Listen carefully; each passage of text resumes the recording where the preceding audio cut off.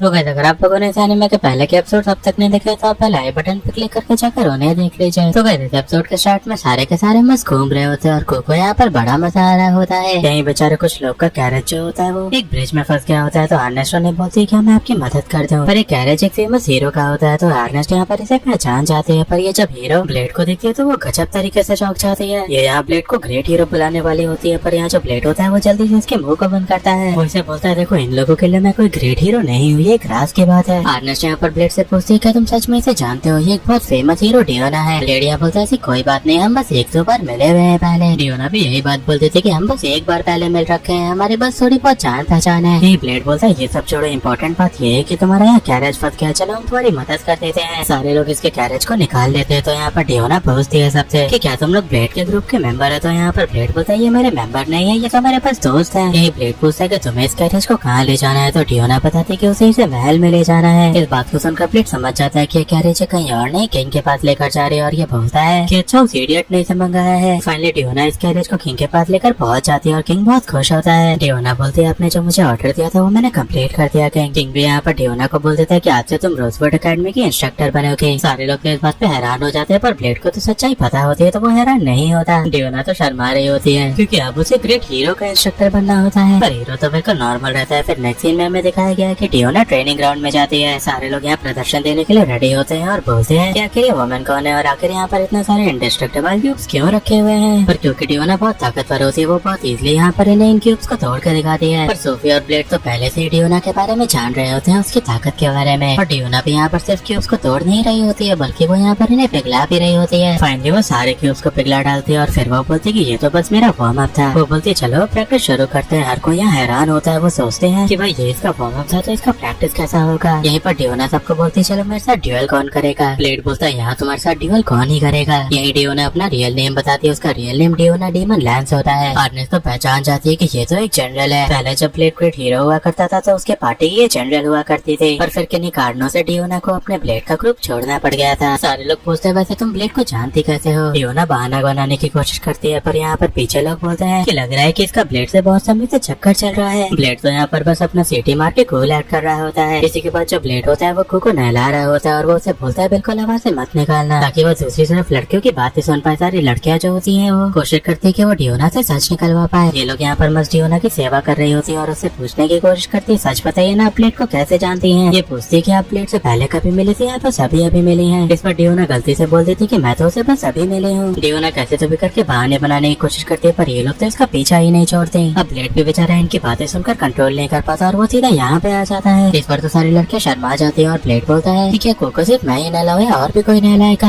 Ernest बोलती तुम ऐसे लड़कियों के वॉशरूम में नहीं आ सकते, पर यहाँ पर एक दूसरी लड़की बोलती है अरे चिंता मत करो, ये बस फिजिकली बड़ा हुआ है पर अंदर से ये सिर्फ 5 साल का बच्चा है। ये तो यहाँ पर इसे अपना खोल के ही दिखा देती है। ब्लेड तो यहाँ इसे कुछ नहीं करता वैसे। अर्नेस्ट यहाँ पगलाने लगती है और ब्लेड डियोना को बोल देता है कि तुम्हें सारी बातें बताने की कोई जरूरत नहीं है, पर यहीं पर पीछे से मारिया आते हैं और वो ब्लेड का मुंह बंद करके बोलती है हमें सुनने भी दो। डियोना के पास कोई ऑप्शन नहीं बचा तो फाइनली वो ब्लेड की कहानी बताने लगती है सबको। ब्लेड तो यहाँ बहुत ज्यादा शर्माने लगता है। ये बताती है कि जब मैं पहली बार ब्लेड से मिली थी तो वो बिल्कुल एक जंगली बच्चा था, वो बोल भी नहीं पाता था और अजीब हरकतें करता था। वो बताती है इसने तो मुझे एक घोड़ा समझा और मेरे पिछवाड़े पे ही काट लिया। वो इवन इन्हें अपने पिछवाड़े पे ब्लेड का काटा हुआ निशान भी दिखाती है। फिर ये बताती है कि जब मैं पहली बार ग्रेट हीरो से मिली तो मुझे लगा कि मैं बहुत कमजोर हूँ, इस कारण से मैंने थोड़ा पावर डेवलप किया। वो बताने लगते है कि कैसे उसने ग्रेट हीरो को अपने पीठ पर बैठाकर बहुत कमाया है, पर डीमन किंग से लड़ाई के वक्त उसने मुझे उस काबिल नहीं समझा और उसने मुझे अकेला छोड़ दिया। वो बताती कि मुझे भी पता था कि मैं उतनी ताकतवर नहीं हूँ तो इसलिए मैंने उनका साथ छोड़ दिया था। यही सोफी ब्लेड को बोल रही होती है कि वैसे भी हमारा छोटा सा सीक्रेट है, सिर्फ मैं ही तुम्हारे ओरिजिनल फॉर्म के बारे में जानती हूँ ना। इस पर ब्लेड बोलता है ऐसी बात नहीं है, एक और पर्सन है जो कि मेरे सीक्रेट को जानता है और कोई नहीं, ये मारिया होती है जो कि नई डीमन किंग होती है। और फिर नेक्स्ट सीन में हमें दिखाया गया कि अर्नेस्ट और ब्लेड कहीं बाजार में जा रहे होते हैं। यहाँ पर इन्हें एक बहुत बड़ी चिड़िया शेमरुक दिखाई देती है। एक्चुअली इस जमाने की 4 ग्रेट बर्ड में से एक होती है। ये लोग देखकर सोचते कि ये चिड़िया यहाँ क्या कर रही है और इन चिड़िया का एक्चुअल में रिकॉर्ड रहता है कि इंसानों पे कभी हमला नहीं करते, पर ब्लेड को देखिए लोग हमला करने आ जाते हैं इन पे। ये लोग कंफ्यूज हो जाते हैं कि आखिर ये लोग हम पे हमला क्यों कर रहे हैं। अर्नेस्ट यहाँ पर अपना स्वॉर्ड निकाल लेती है लड़ने के लिए, पर ये बर्ड अर्नेस्ट को बड़े सीरियस तरीके से घूरता है। तो अर्नेस्ट तो अपना हाथ ही खड़ा कर देती कि मैं नहीं लड़ने वाले इनसे। अर्नेस्ट बहुत ज्यादा डर जाते हैं और फिर ये बर्ड उड़कर यहाँ से चले भी जाते हैं। वैसे यहाँ पर किसी को नुकसान तो नहीं पहुँचता इन बर्ड्स के कारण। एक्चुअल में ब्लेड समझ जाता है कि वो लोग बस यहाँ पर इस कैरेज को डिस्ट्रॉय करना चाहते थे, पर ब्लेड सोचता है कि ऐसा क्या था इस कैरेज में और फिर ये लोग जाते हैं किंग के पास। अर्नेस्ट किंग से पूछ रही थी कि आप हमें बताइए कि उस कैरेज में ऐसा क्या था, आप क्या छुपा रहे हैं हमसे कि उस चिड़िया ने उन पर हमला किया। किंग नहीं बता रहा होता, पर यहाँ पर जो किंग के पीछे लेडी होती है वो बोलती है आपको इन्हें सच्चाई बता देनी चाहिए। फाइनली किंग बता देता है कि एक्चुअल में उस कैरियर के अंदर उस चिड़िया का एक अंडा होता है। ये दोनों तो हैरान हो जाते हैं और पूछते हैं आखिर आपने उनके अंडे को क्यों चुराया। इस पर किंग बोलते हैं कि मैंने ये सब सिंगब्रूक बर्ड की भलाई के लिए किया था। वो बताते हैं कि उस अंडे को हैच करने के लिए उसे जो एक 10,000 साल पुराना ट्री होता है उसके हाइट पे रखना होता है, और तभी जब सूरज डूबता है और जब उसकी अंतिम किरणें इस अंडे पर पड़ती है तभी जाकर ये हैच होता है। पर फिर वो बताते हैं कि शायद से जो नया जोड़ा है चिड़ियों का उन लोगों ने अपना घोंसला गलत जगह पे बना लिया था, इसी कारण से उस बच्चे की जान खतरे में थी और ये अंडा बेचारा हैच नहीं कर पाता। और इसी में किंग उनकी मदद करना चाहते थे। तो यहाँ पर आर्नेस बोलती है आप पागल है क्या। तो बोलती है पता नहीं आप क्या क्या करते रहते हैं। पर किंग यहाँ बोलते कि कल ही हम उस अंडे को हैच करवाएंगे क्योंकि कल का मौसम इसके लिए परफेक्ट होगा। आर्नेस और ब्लेड परेशान हो जाते हैं कि उन्हें पता नहीं क्या क्या करना होगा इसके लिए, पर फिर भी सारे उस अंडे को हैच कराने के काम में जुट जाते हैं। ब्लेड बोलता है कुछ भी हो जाए हमें ये काम करना ही होगा, और ये लोग एक एलिवेटर की मदद से इस अंडे को उस हाइट पर ले जाते हैं। और साथ ही साथ बाकियों का काम रहता है कि वो किसी भी कंडीशन में उन चिड़िया को इस अंडे को ना ले जाने से। ब्लेड यहाँ पर सबको मोटिवेट करने लगता है, पर ये बोलते हैं कि हमें तो खुद पे ही भरोसा नहीं है। इस पर ब्लेड बोलता है चिंता मत करो, मुझे तुम लोगों पर पूरा भरोसा है। ये लोग धीरे धीरे करके उस अंडे को ऊपर ले जाने की कोशिश करते हैं, पर इन चिड़िया ने इस अंडे को देख लिया होता है। तो ये चिड़िया लोग आकर यहाँ पर शहर में तबाही मचाने लग जाते हैं। इसी कारण से लियोनार्ड इन पर हमला करने जाता है। इस बार तो इस बेचारे का हमला सही भी जा रहा होता है, पर अहम मौके पर ये चिड़िया हवा में उड़ जाती है और लियोनार्ड बेचारा जमीन पे गिर जाता है। यही ये जो चिड़िया होती है वो एक लेडी हीरो पर हमला करने वाला होता है, तो एक दूसरा हीरो आकर इसे बचा लेता है। ये शहर तो एक जंग का मैदान बन जाता है, इन्हें किसी भी हालत में उस अंडे को बचाना होता है। यहाँ एक घमासान युद्ध चलने लगता है और कैसे तो भी करके ये एक चिड़िया को बंदी बना लेते हैं, पर ये चिड़िया इतना स्ट्रॉन्ग होता है कि ये तो यहाँ पर 3 बिल्डिंग्स को ही लेकर उड़ जाता है। ब्लेड बोलता है चलो इस चक्कर में थोड़ा समय मिल जाएगा, और यहाँ पर बहुत लोग घायल भी हो जाते हैं तो उनका ट्रीटमेंट भी चल रहा होता है। यहीं पर कूबी अपने ड्रैगन वाले फायर बॉल से भी हमला करती है, पर इससे भी कुछ खास नहीं होता। यहीं पर ब्लेड मारिया को बोलता है कि अब तुम्हारी बारी आ चुकी है, तुम्हें कुछ करना होगा। मारिया भी यहाँ पर अपने डीमन किंग का फॉर्म लेती है और वो बोलती है अब मैं दिखाती हूँ कि मैं क्या क्या कर सकती हूँ। डीमन किंग इस चिड़िया पे हमला करती है, इससे चिड़िया को नुकसान भी पहुंचता है। और यहाँ पर आर्नेस भी अपने डेमोनिक अवतार में आ चुकी होती है। आर्नेस इस चिड़िया पर एक जोरदार वार करती है और इस कारण से इस पर सच में इन चिड़ियाओं को बहुत नुकसान होता है। ये दोनों चिड़िया ढेर हो जाती है यहाँ पे, और अब शाम भी होने वाली होती है। जैसे ही सूरज की आखिरी किरण इन अंडों पे पड़ेगी वो हैच हो जाएगी। पर यहाँ दिक्कत ये होता है कि जो एलिवेटर होता है वो बीच में ही फंस जाता है और वो चिड़ियाएं भी वापस आ जाती हैं। सारे लोग यहाँ ब्लेड को बोलते हैं कि तुम जाकर उस अंडे का ख्याल रखो और हम यहाँ पर इस चिड़िया को देख लेंगे। ब्लेड बोलता है नहीं मैं तुम्हारे साथ ही रहूंगा, पर ये लोग बोलते नहीं तुम्हें जाना पड़ेगा। इस बात पे ब्लेड को अपना पास्ट याद आता है कि कैसे पास्ट में उसके साथियों ने भी उसे बोला था जाने के लिए, और इस कारण से उसके सारे साथी मारे गए थे। पर यहाँ आर्नेस ब्लेड को संभालते और वो बोलती हमें तुम पे पूरा भरोसा है, तुम्हें भी हम पे पूरा भरोसा होना चाहिए। ब्लेड जोश में तो यहाँ पर चला जाता है और वो यहाँ पर इस कैसल के ऊपर चढ़ने लगता है, पर उसे याद आता है कि वो तो अपने सिर्फ यहाँ पर 15% पावर का ही यूज कर सकता है। वो बेचारा गिरने लग जाता है, पर यहीं पर डियोना आती है और वो यहाँ पर ब्लेड को पकड़ के बोलती है आप मेरे साथ ऊपर चलिए। वैसे वो बोलती है कि आप मेरे इन दोनों प्यारे सामानों को टच मत करिएगा, आपको ऊपर ले जाने के लिए इसे टच करने का कोई जरूरत नहीं है। यहाँ ब्लेड डियोना को बोलता है कि माफ करना मुझे अब मैं ग्रेट हीरो नहीं रहा, मैं कमजोर हो चुका हूँ। तो डियोना यहाँ बोलती है कि आप ऐसा बिल्कुल मत सोचिए, आप अब अकेले नहीं है, आपके बहुत दोस्त हैं, और ये जान लीजिए कि आप हमेशा से ही ग्रेट हीरो थे और हमेशा ग्रेट हीरो ही रहेंगे। ये लोग फर्स्ट स्पीड से जाकर यहाँ पर एलिवेटर पे चढ़ जाते हैं और ब्लेड यहाँ सोचने लगता है कि मैं बस आखिर अपने 15% पावर का यूज करके इस अंडे को ऊपर कैसे ले जाऊँ। तभी डियोना यहाँ पर एक आइडिया देते हैं, वो बोलती है बस इस अंडे को लेकर मेरे बैग पे बैठ जाइए, और वो यहाँ पर इन दोनों को लेकर फुल स्पीड में ऊपर जाने लगती है। फाइनली ये लोग यहाँ पर अब साइड पे पहुंच गए होते हैं और इन्हें बस इंतजार करना होता है रात होने की। यहीं पर किंग भी आगे रहते हैं और वो बोलते कि तुम लोगों ने बहुत अच्छा काम किया, आगे मैं संभाल लूंगा। यहाँ पर वो दूसरा चिड़िया भी आ गया होता है। किंग बोलते रुको मैं तुम लोगों को अपनी ओरिजिनल पावर दिखाता हूँ, पर ये चिड़िया यहाँ बहुत गुस्से में रहती है जिसे देखकर किंग की हालत ही खराब हो जाती है। ये बोलते हैं अरे बाप रे अब मेरा क्या होगा, पर यहीं पर सोफी आ जाती है और वो इस चिड़िया पर अपने ग्रेविटी मैजिक का उपयोग करती है, जिस कारण से ये चिड़िया जमीन पे गिर जाती है। नहीं ब्लेड भी अपने पावर का यूज करता है और इस कारण से ये दूसरी चिड़िया का भी हालत खराब हो जाता है। अब टाइम भी लगभग हो गया रहता है, पर ब्लेड के यहाँ पर सारी एनर्जी ड्रेन हो गई रहती है, वो बहुत कमजोर महसूस करता है। सोफी बेचारी ब्लेड के ऊपर ही गिर जाती है और ब्लेड बोलते हैं तुम कितनी भारी हो, तो यहाँ पर सोफी बोलती है कि मैं आर्नेस से तो हल्की हूँ, इतने हल्ला क्यों मचा रहे हो। ये हमें दिखाया जाता है कि अंडा भी हैच होने ही वाला होता है और ये झट से हैच हो भी जाता है, इसमें से 2 प्यारे बच्चे निकलते हैं। एक्चुअल में ये ट्विंस होते हैं, ऐसे कारण से अंडा इतना भारी होता है। और यहाँ ये जो बच्चे होते हैं वो पहले नजर में ब्लेड और सोफी को देखते तो वो इन्हें ही अपना माता पिता समझने लगते हैं। सोफी को तो क्या ही दिक्कत था, वो 2 बच्चों की माँ बनती है, पर ब्लेड तो यहाँ पर अब 3 बच्चों का बाप बन जाता है और कुकू तो यहाँ पर 2 छोटे भाई बहन भी मिल जाते हैं। इसी के बाद हमें दिखाया कि ये लोग मत यहाँ पर इन चिड़िया पर उनके मजे भी ले रहे होते हैं। और इसी के साथ एपिसोड में खत्म होता है। अगले एपिसोड से कैसा होना रहा।